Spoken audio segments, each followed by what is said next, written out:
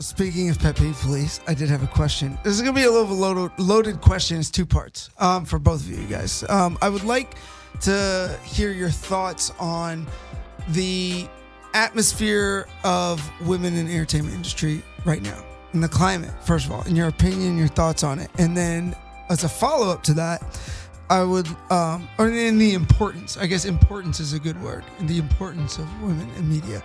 And after that, I would like to hear your experience as being women and taking this from concept to execution and because is that a conversation do you guys think worth having? Absolutely. Absolutely. I mean, I've been working behind the camera, like I said, for forever. And one of my first jobs after college, and film school, was working at Bloomberg Television in the control room for live television.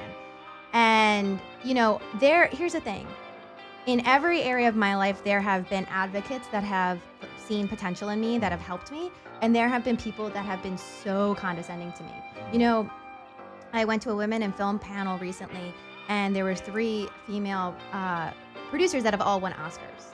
And the thing that they said that was so pivotal was that women in this industry get judged and graded on the work they've done, whereas men get graded on their potential. So me and somebody else can have the same resume, the same experience, but for me, maybe a studio would be like, you know what? She still seems really green. Let's put her with an experienced DP and AD and yada, yada, yada. Whereas if there was a man in the same position, they'd be like, but you know what? He has it. We can just tell, we don't need to micromanage him as much. And that's not even just a me thing. I've heard it from a lot of female directors, a lot of female DPs. It's just kind of across the board in this industry. But like I said, I've met amazing men that have championed me and been so grateful to all the work they've helped me out throughout my career. But I mean, as a whole, the statistics are horrible. Yeah. I think women composers in the industry are 2%.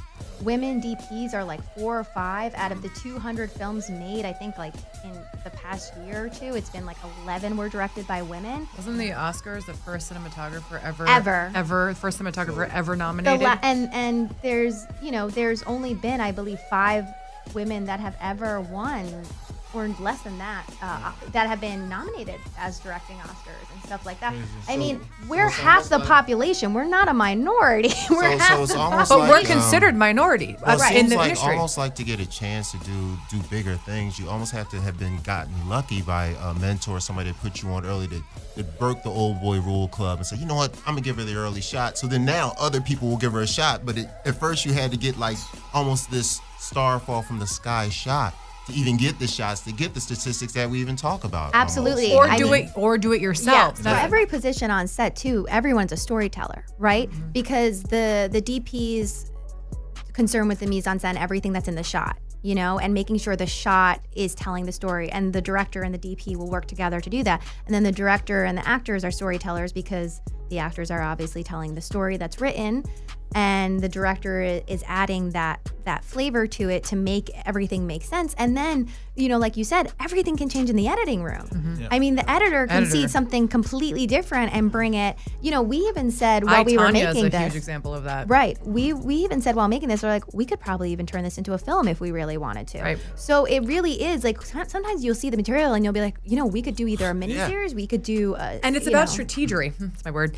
Being strategic. SAT word, kids. It's about being strategic because I have read some statistic that if you put a feature into a film festival, you're more likely to get accepted because there are a lot less features. I told you that. Okay, so Sarah told me that. Because you know what I mean? So we want to, because the whole thing is creating a platform for yourself, but also trying to get some sort of backing, recognition, awards, maybe whatever it is to fund the rest of what you want to do. Not that particular project necessarily, but going forward. It's you've got to kind of have to start gaining some sort of momentum in order to, and getting a name for yourself, especially as women, it can be tough. And I think to answer that original question you had, for me, I think Sarah and I have talked about this a little bit with our project in general, and but I think if men in power positions and women in power positions are treated differently, in my opinion. And it's because we could do the same thing, have the same reaction, and be even killed like this. I mean, I speak with passion. It's the New Yorker and the Italian in me.